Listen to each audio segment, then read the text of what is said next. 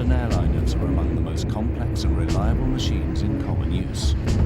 But occasionally, delays in fixing a known defect have led to disaster. This is the story of one of the most terrifying and avoidable accidents in recent history. When a 747 suffered a devastating explosion at high altitude, the crew and passengers faced an unprecedented crisis. It is also a story of how one family's grief led to a relentless investigation to uncover the full, disturbing truth. Lee can't have died for nothing. You know, you've got to find out why he died, and you've just got to make sure that it never happens again. And it reveals how other known problems in aircraft design have continued to go uncorrected, causing further avoidable accidents. So would I be surprised if it happened again? I would be surprised if it didn't happen again. It is a matter of time.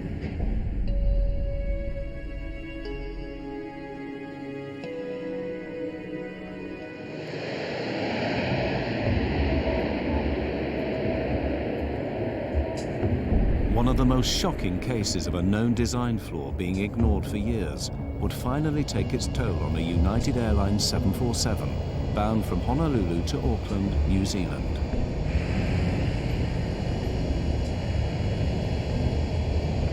As Flight 811 prepared for takeoff, the crew were concerned with another kind of threat that had recently led to tragedy. We were in the aftermath of Lockerbie, and I had instructed the crew to be particularly aware because it was a through flight from Los Angeles going through to New Zealand. So in my pre-flight briefing, I had asked them to make sure that they checked any baggage that looked suspicious or anything because we wanted to be extra cautious. Flight 811 was heavily loaded. 337 passengers, packed cargo holds, and a full fuel load. The doors closed on time, and the plane left the gate just before 2 o'clock in the morning for a routine 8-hour flight. Well, we were going to New Zealand on vacation, someplace that we had really thought was interesting, and somebody had told us how beautiful it was, so this was kind of a dream come true. I was seated in what's called the upper deck. I hadn't had a vacation in 5 years.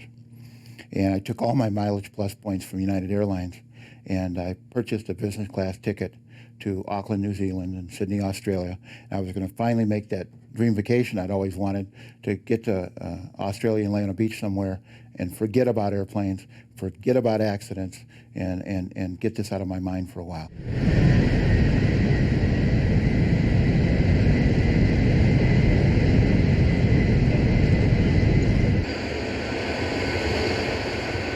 On the flight deck, Captain Dave Cronin was hugely experienced, just 2 months short of retirement. Rotate.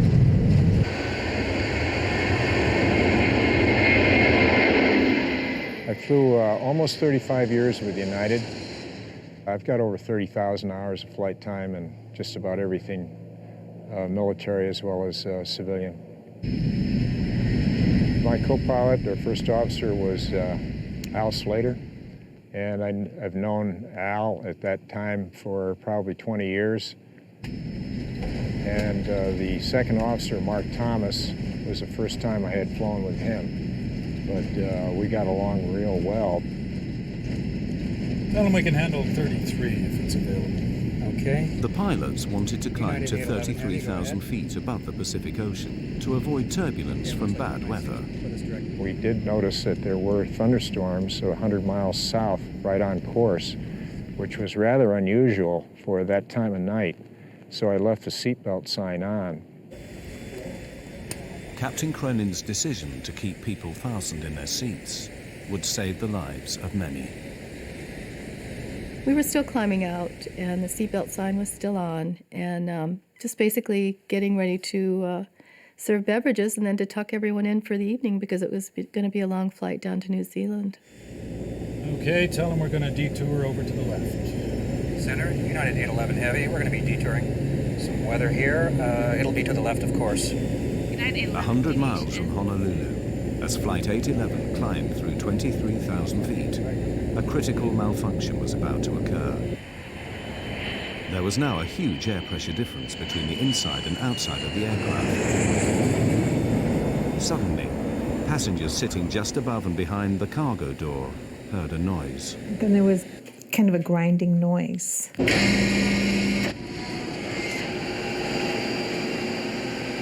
I heard a thud. The hell? In the next nanosecond, it was pure, unadulterated pandemonium.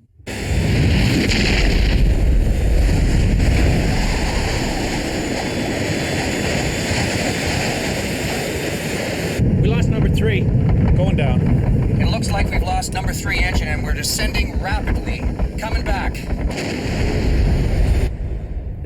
The next thing I knew, I found myself on the stairwell, hanging onto the rungs, and I immediately knew it was an explosive decompression.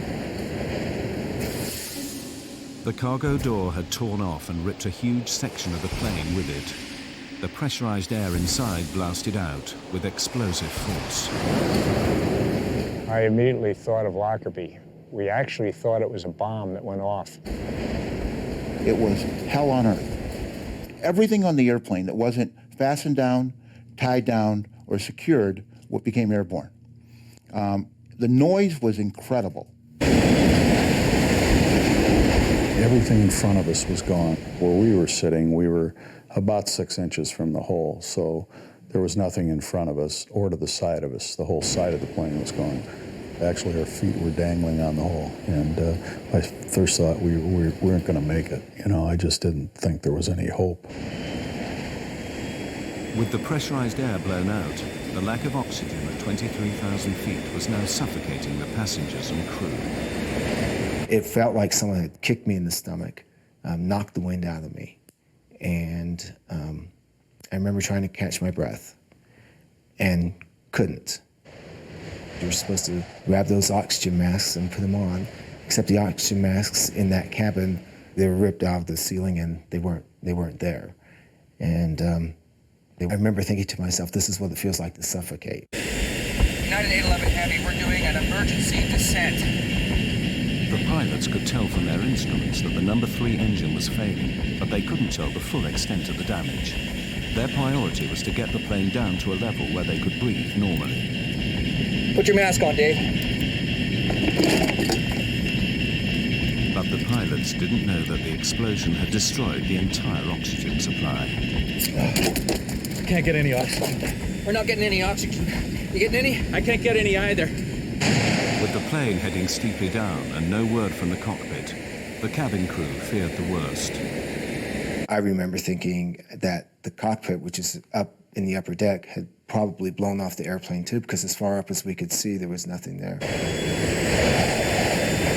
Now we're doing this nosedive. My next thought was, oh my God, we're just going straight down. We're going to crash into the sea. With its airframe ruptured, severe damage to the right wing and engines, and the crew forcing it down in an emergency descent, the problems on Flight 811 had only just begun.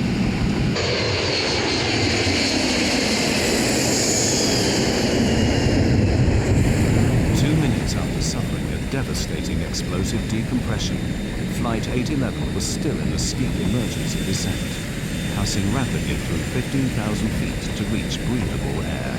United 11 Heavy, say your altitude now. Leaving 15. United 811 Heavy, we're out of 15.5. United 11, roger. I think we blew a door or something. Tell a flight attendant to get prepared for an evacuation. The crew finally began to level out at a safer altitude, but they now faced a barrage of problems. The most immediate was the disintegration of the number 3 engine, nearest to the explosion. We don't have any fire indications? I don't have anything. Okay, we lost number 3. Let's shut it down. There's no N1. Yeah, okay. Ready for number 3 shutdown checklist. Number 3, before you shut down number 3, the generator went off. Looks all right to try it now.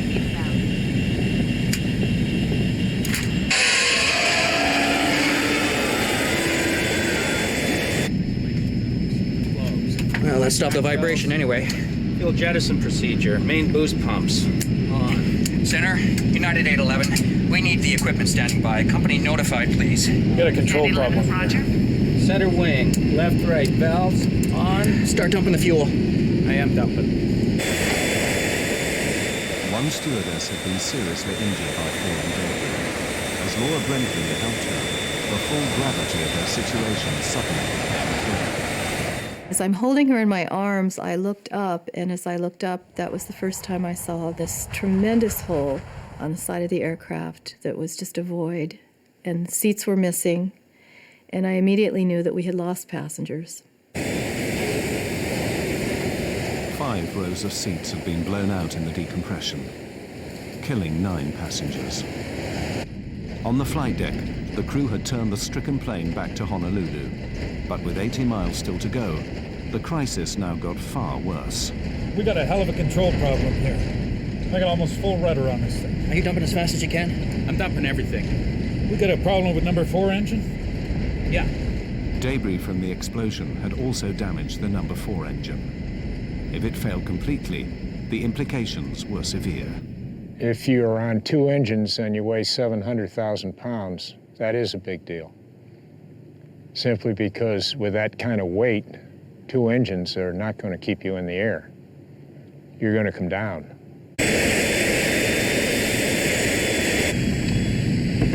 Can you maintain 240? Yeah, just barely.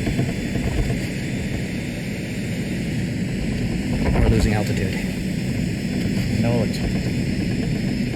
Center, United 811 Heavy. Do you have a fix on us? Affirmative, sir. I have you on radar. Okay, we've lost engine number 3, and we don't have full power on engine number 4. We can't hold altitude right now. We're dumping fuel, so... United 11 Heavy, Roger. I show you 60 miles south of Honolulu at this time. Roger. I haven't talked to anybody yet. I can't get to him. You want me to go downstairs and take a look? Yeah, let's see what's happening down there. I think we lost a compressor, but... Can't hold altitude. Yeah, I told him that we're Put gonna... some max on there. I got takeoff power on this thing. Whatever you need, Captain. Although the number 4 engine was failing, the pilots pushed it, along with the remaining engines, to full power, a setting they should not be run at for more than 4 minutes. But the nearest land was 15 minutes away. I look out the window on the right-hand side, and I see flames, big flames. And I know what flames in an engine means. It's not good. The pilots were unaware that the number 4 engine was now on fire. You got 250 knots now. That's good. 7,000. Yeah, we're getting more rumble. Watch your heading. Watch your heading. You want to go direct Honolulu. Okay, I'm going to go downstairs and see what the hell is going on. Yeah. Go ahead and run down and see what's happening.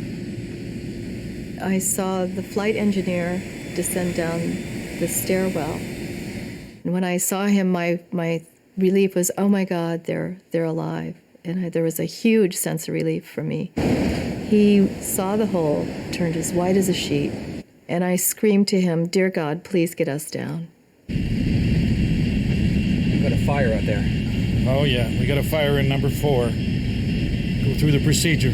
Shut down the engine. You're not going to be able to hold this altitude on 2.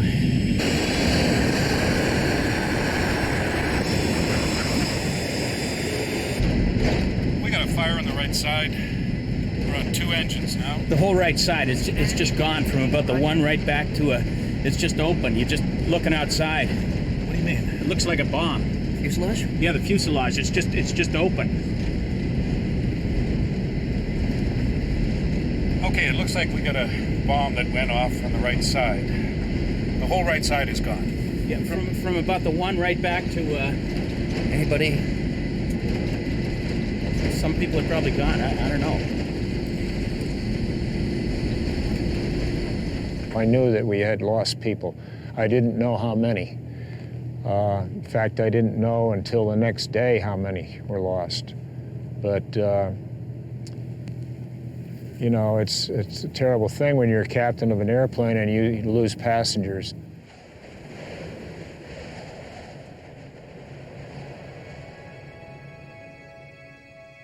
Lee Campbell, flying home to New Zealand, was sitting in row 10, just in front of the cargo door.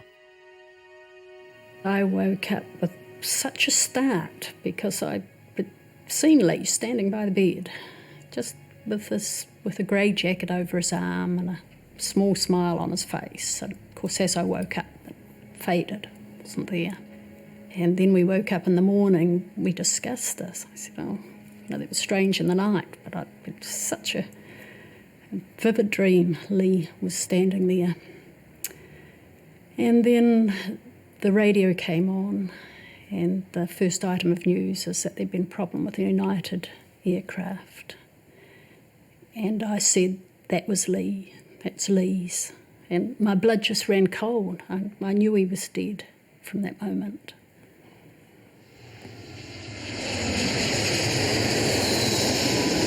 Center, do you read? We evidently had a bomb or something. A big section of the right side of the airplane is missing. United 11 Heavy, roger. I wouldn't go any faster than I had to because that hole, I mean, I wouldn't get it over 250 knots because that's a big... Okay, what's our stall speed? I wouldn't go below 240. Yeah. I don't know if we're going to make this. We didn't know that we were going to make it back. So we were actually preparing to ditch that airplane at night in the Pacific Ocean, which has never been done before. In the cabin, the crew prepared for the worst. My training kicked in and got up from my jump seat and started instructing the crew. We have to prepare the cabin. We have to, prepare for a ditching, which I thought was inevitable. You're running around getting life vests on, and I do remember thinking, I'm not sure this is going to matter, because when we hit the water, I just imagine the plane's going to split apart. I knew that if we hit the water, it'd be tantamount to hitting the ground, and there would be very few, if any, survivors. So my mind went to the things that meant something to me, and at that point in my life, it was my son. Believing they were going to die, one passenger took these photographs in the hope they'd be found in the wreckage and give clues to the cause of the crash. For 15 minutes, the plane steadily lost altitude. Then, at 4,000 feet, the first glimmer of hope. After an imponderable time, I remember one of the passengers began to point out one of the windows on the right side. And everybody looked. And we looked through this little window from wherever we were, and we could see a point of light, and another point of light, and another point. And pretty soon, you could make out a coastline. Okay, I got lights over here. Okay. Okay, we're at 4. We're 21 miles out. We're in good shape. At Honolulu Airport, an emergency was declared. All other aircraft were diverted, and the rescue services prepared for the crash landing of a fully loaded airliner.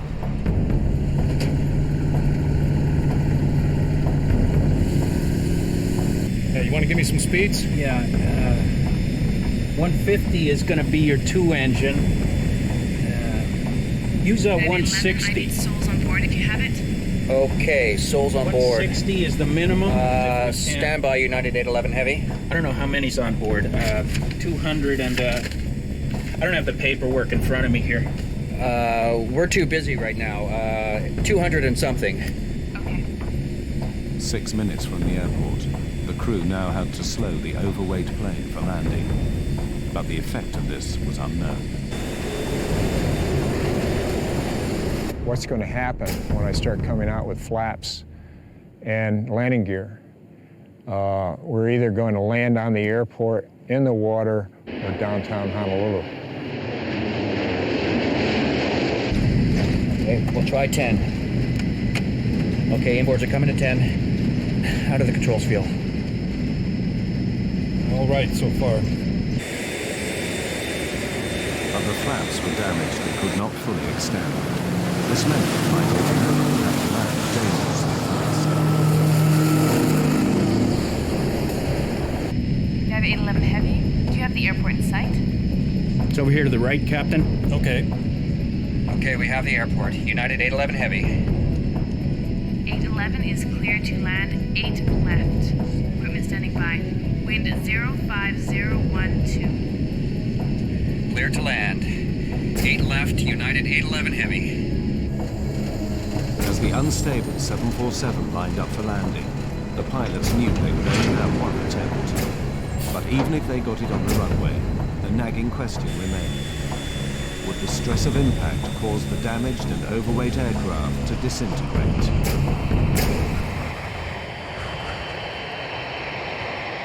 Severely damaged, with an unstable airframe and losing altitude on just 2 engines, Flight 811 now began its final approach to Honolulu. 2-engine approach. 2-engine approach.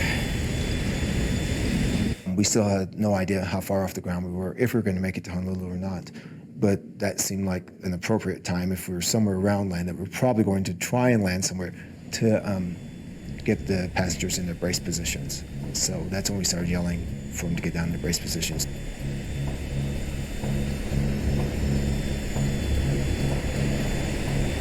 Every molecule in my body combined to express, get this damn airplane on the ground. Well, how are we doing on the hydraulics?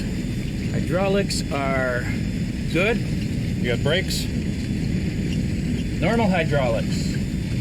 So we got brakes, but you're only going to have reversing on 1 and 2. Though I thought maybe there was a chance that we were going to actually be able to attempt to land, the thought came to my mind, what happens now? Do we, on impact, do we explode? Do we fall out this huge hole?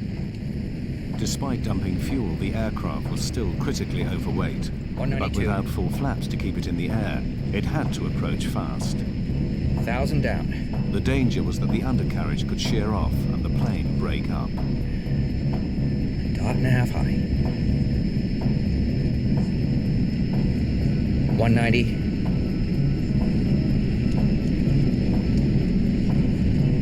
185. A little slow, Dave. It's below what we want.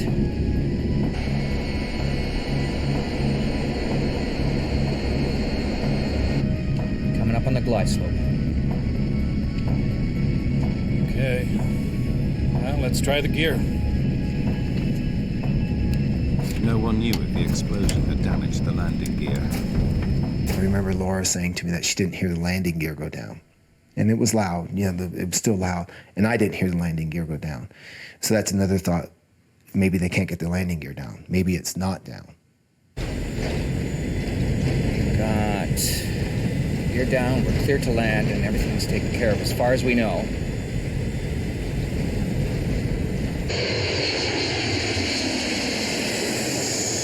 $200.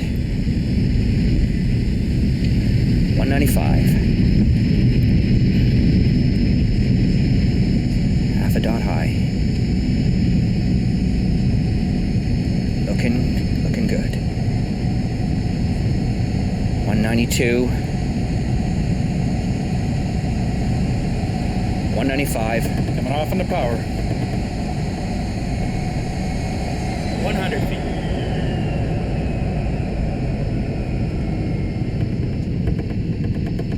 50 feet.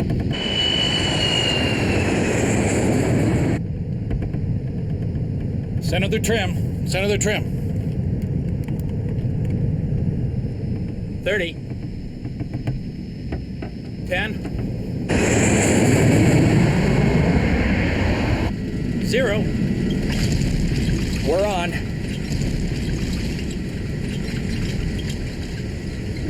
Gears holding. We landed. It felt fast. And that was my next concern, is that we weren't going to stop at the end of the runway, that we were just going to keep going.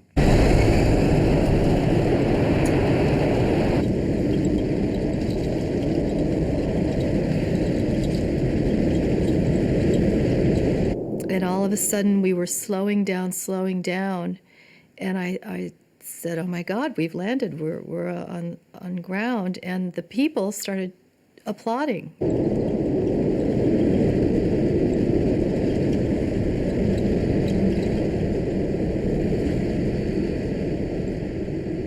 Probably the best landing I've ever made. When we finally stopped on the runway, We deployed all 10 chutes, and the flight attendants evacuated all the passengers. It's amazing how fast everyone went. My understanding is like less than 45 seconds, 330 people were off the airplane. We were probably 20 feet off the ground, and I would have stepped out of the airplane without a slide. I wanted to get off so bad. Fortunately, there was a slide. I stepped into the abyss, fell into the slide, whooshed down to the bottom of the thing, and then you hit feet running. The slide kind of kicked me up and flew me up into the air, and my thought was, oh my God, I'm going to survive this whole thing, and I'm going to get wiped out here on the evacuation, because it just really threw me. And I landed and scraped up my legs pretty badly and landed on my feet, and it wasn't until that moment that I had the sense of, I'm here, I'm okay, I'm on the ground.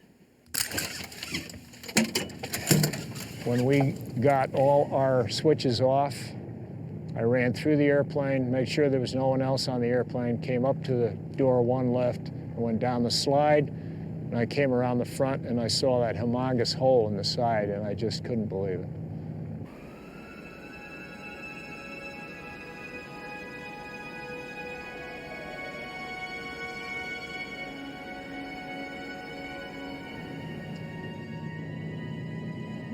By the grace of God, we made it, and it was an awesome experience. I would never want to go through that again.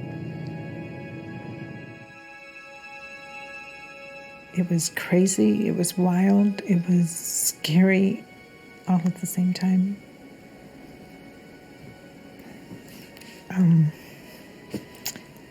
I just thought that was the end, that we were going to die. I mean, that was my first thought, that this is the end.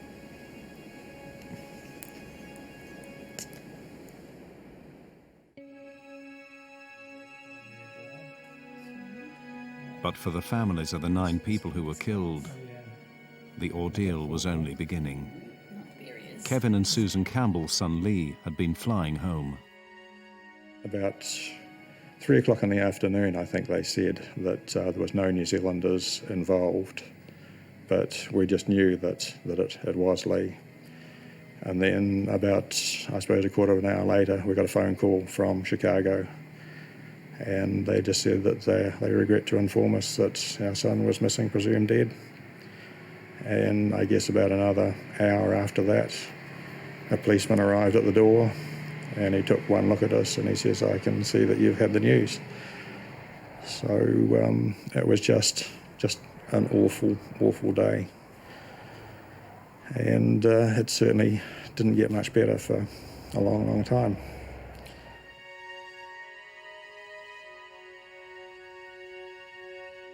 Although Lee's body had not been recovered, the Campbells flew straight to the wrecked aircraft in Honolulu.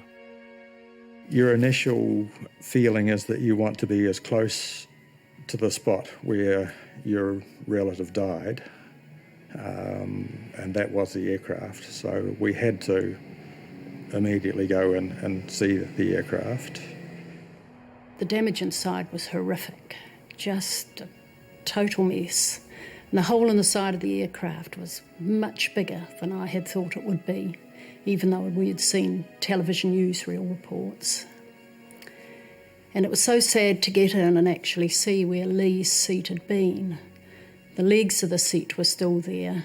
There was a good bit of fuselage beside him and still a window. But the Campbells' desire to find the cause of Lee's death inevitably brought them face to face with dreadful details.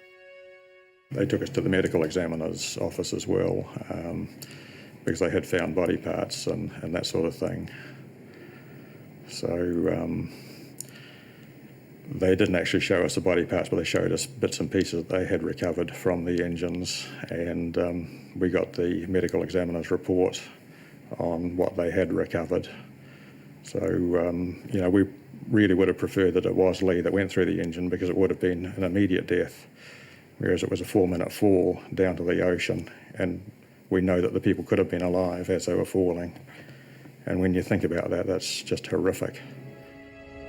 As it became clear that their son's body would never be found, the Campbells' need to find the cause of the accident that killed him grew stronger. Lee can't have died for nothing. You know, you've got to find out why he died, and you've just got to make sure that it never happens again. The Campbells embarked on a relentless personal investigation that would last nearly 2 years. The loss of their son meant they would stop at nothing to uncover the truth. The engines number 3 and 4. 2 months after the accident on Flight 811, when the National Transportation Safety Board held preliminary hearings, the Campbells made sure they were there. But they soon grew frustrated. The NTSB would not complete its report for months, so the Campbells took matters into their own hands. We certainly weren't going to leave it to the NTSB to come up with the findings. We were going to follow through. And when the hearings ended, they had said that we could take whatever we wanted off the press table. And Susan walked up to the top table and yelled out, "There's a really good setup here." So grabbed a box and loaded in all of the documents that we could find up there.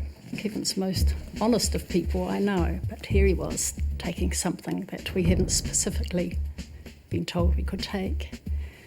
And we're heading out the door just as the NTSB were arriving back in with the trolley to pick up all their documents. So we were out the door and into a taxi and gone.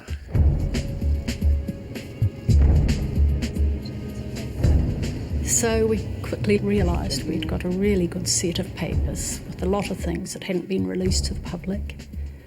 We were able to really start our investigation in earnest at that stage.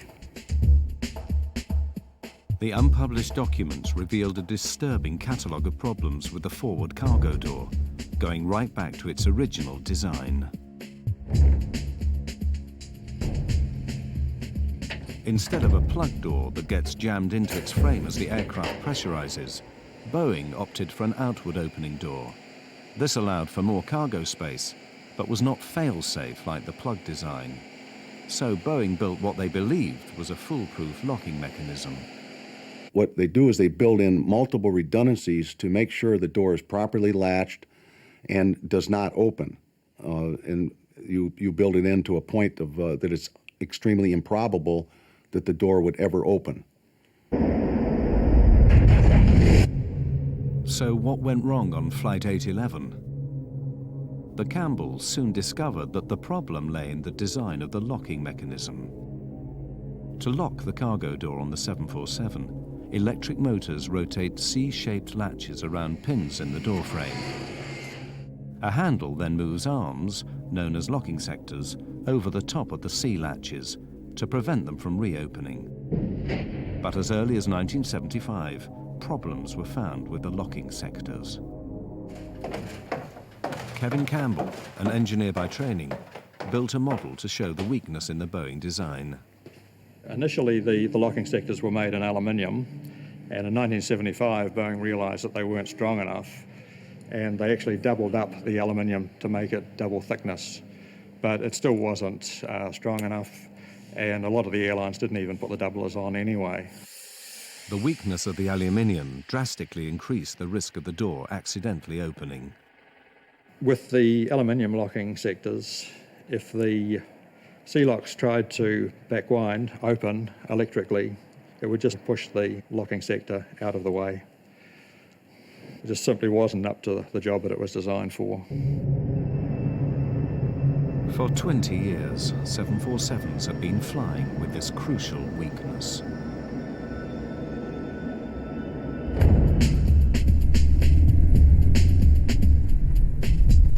The Campbells wondered what else remained to be revealed. They redoubled their efforts to uncover the full truth behind the accident that had killed their son. We bought a car and set off in the United States to see as many people who were involved with the accident as possible. We started at Seattle, down to Denver, across to Chicago, through to Washington, D.C., down to Kentucky, on to Miami, and back across to San Diego, back up through San Francisco, back to Seattle. And that was just one trip. The Campbells soon found that a shockingly similar incident to Flight 811 had given clear warnings of the dangers in the cargo door.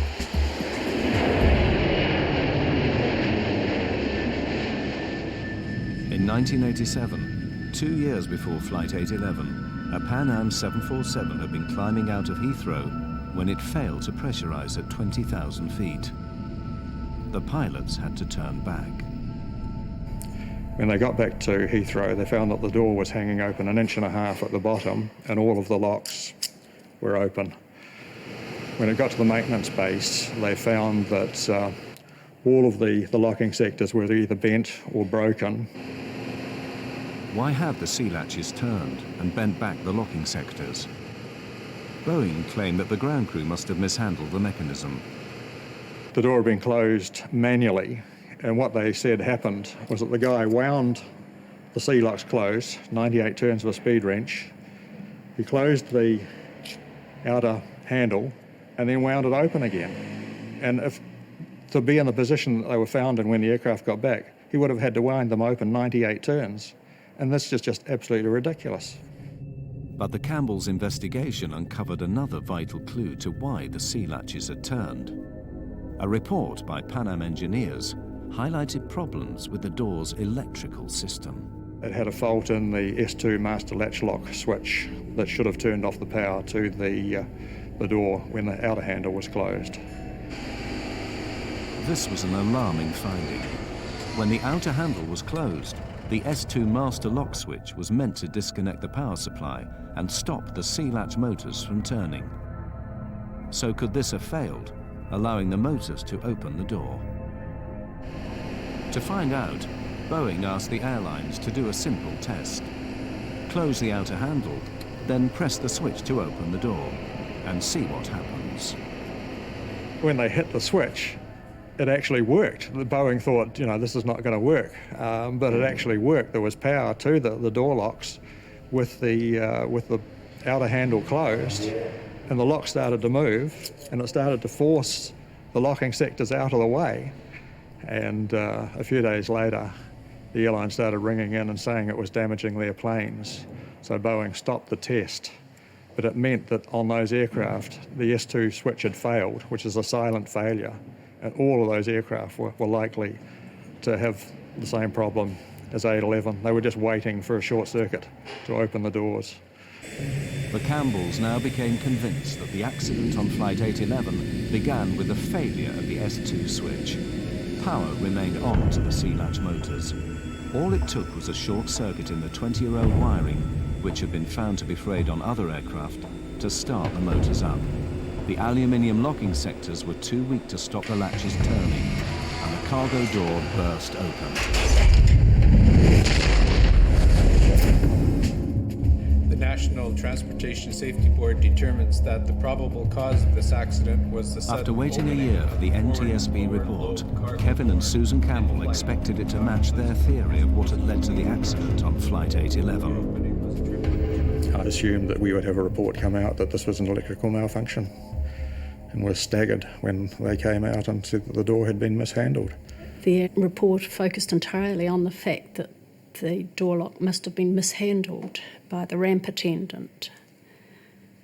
That was disappointing, and we felt that they must have been at a different hearing from the one we were at. So how had the NTSB come to their conclusion? There was other evidence that we had found during our investigation of improper procedures by the United mechanics and ramp people. So we were convinced that there was, we could use the word abuse being done on the doors. The doors were sort of abused and weren't maintained very well. We concluded that the probable cause was mechanical. For the Campbells, the NTSB's failure to mention the electrical problems just wasn't good enough. What they said happened was the door was closed, the locks didn't fully close, they're just partially closed, just hanging on the pins, and then they close the outer handle. But it just simply can't happen because that part of the locking sector is still intact. Just simply can't happen. You can't close the outer handle unless these are in the fully locked position. It's the only way that the outer handle will close. And just closing this manually, you can't exert enough force to actually damage this part of the locking sector. All it does is just butts up against there. If the locks aren't fully closed, it just simply butts up against them and goes no further.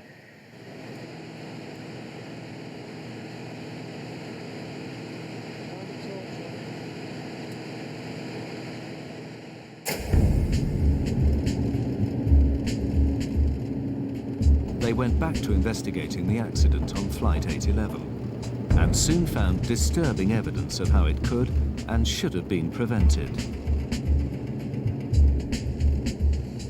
After the Pan Am incident in 1987, it turned out that Boeing had issued a directive to the airlines on how to correct the weak aluminium locking sectors.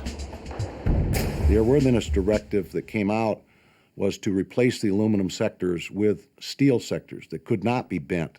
And there were some some interim requirements for inspections to be performed until what they call terminating action, the steel sectors were installed. The fix was cheap and simple, but getting it done was not. The actual cost of the modification, changing these locking sectors to steel, was $2,000 per aircraft. But it took 10 hours to do it, and that's where the money was. Taking the aircraft out of service for 10 hours, that's millions of dollars. The Campbells found that back in 1987, the Federal Aviation Administration, who were meant to enforce improvements, had given the airlines 18 months to comply with the modification.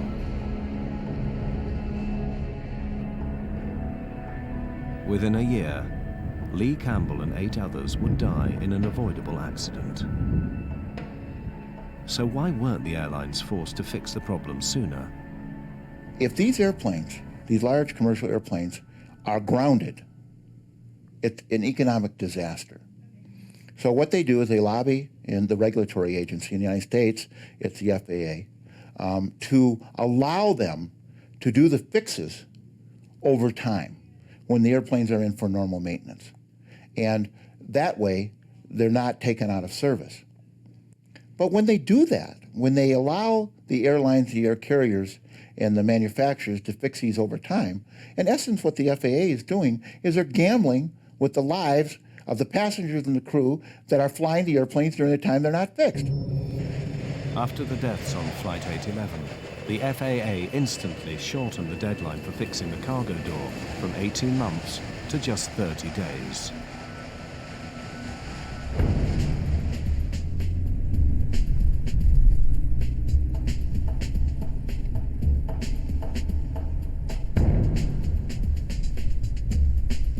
It was only when United had gone from one of the airlines of first resort to one of the airlines of last resort in New Zealand that they, just totally out of the blue, we got a letter inviting us over to see them.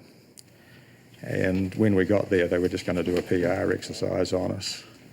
But we just laid into them, pointed out where they'd all got it wrong. And you could see them changing during it to realising that we did know what we were talking about and that we'd put a lot of serious effort into it. One of them actually broke down because they'd never had to meet next of kin before. And it ended up with the Vice President of United taking us round the maintenance facility, and he had people running off in all directions just to get the information that we wanted, questions answered. We could go anywhere that we wanted, and everything was laid on for us because at that stage they realised that we really did know what we were talking about. The pressure of the Campbells' campaign eventually began to pay off. The vital piece of evidence that could prove them right, the cargo door, still lay 2 miles down in the Pacific Ocean. But as articles appeared in the American press, the NTSB commissioned the US Navy to search for it. 100 miles south of Honolulu, a deep submersible began to trawl the seabed. We went to Honolulu and waited there while they had their attempts. And they finally recovered the door from 14,000 feet of water, which was the deepest recovery ever at that time. and we were phoned within an hour of it coming out of the water. But before the Campbells could see it, the door was swiftly removed to Boeing's plant in Seattle.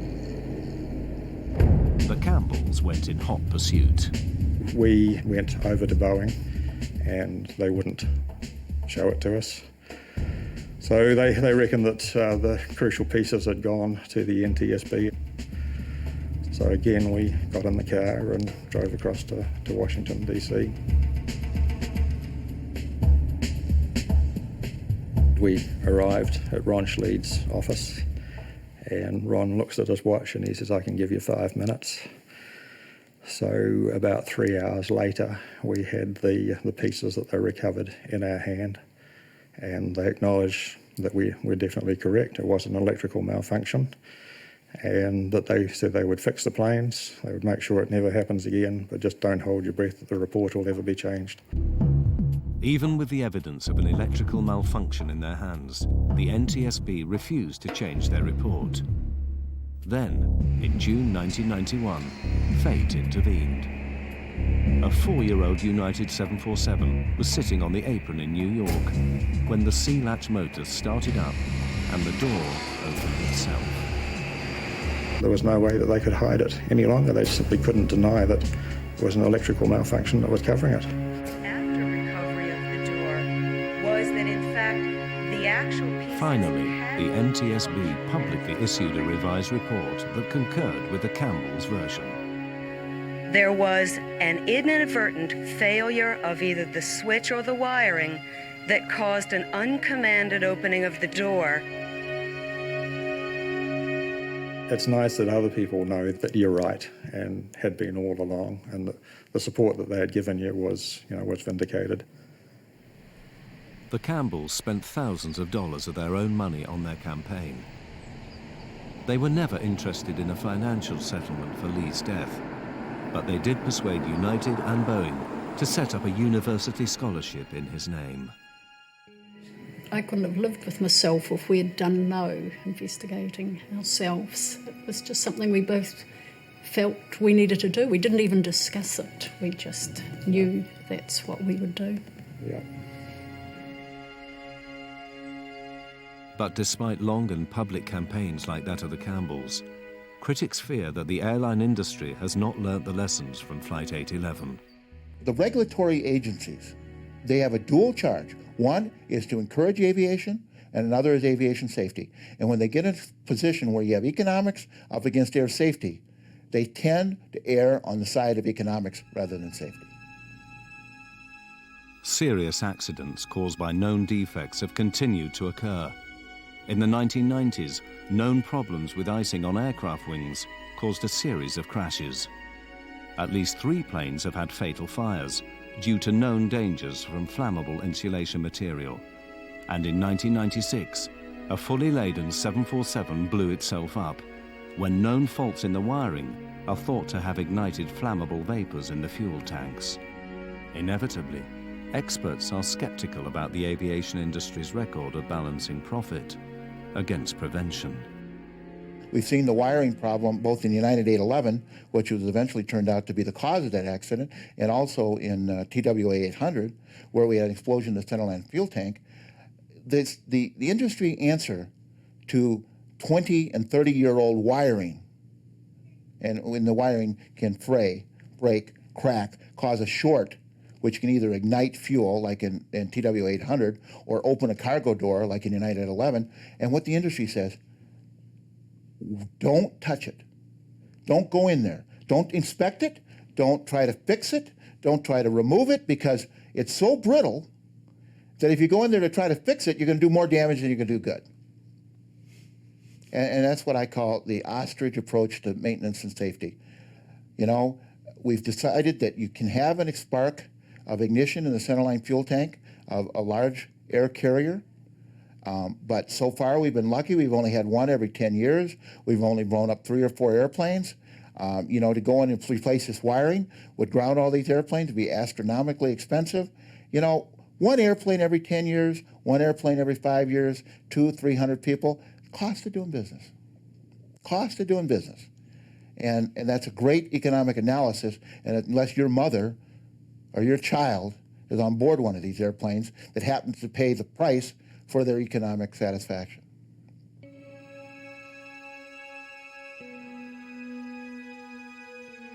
For some of the survivors of Flight 811, the cost has been heavy. Each crew member handled it differently. I know there are still 2 crew members that have never set foot on an aircraft again. It was very difficult for me. I was diagnosed with severe post-traumatic stress disorder. You can't reason, you can't think. Making the slightest decision is very difficult. You're just at a total loss. So it was very difficult to cope with.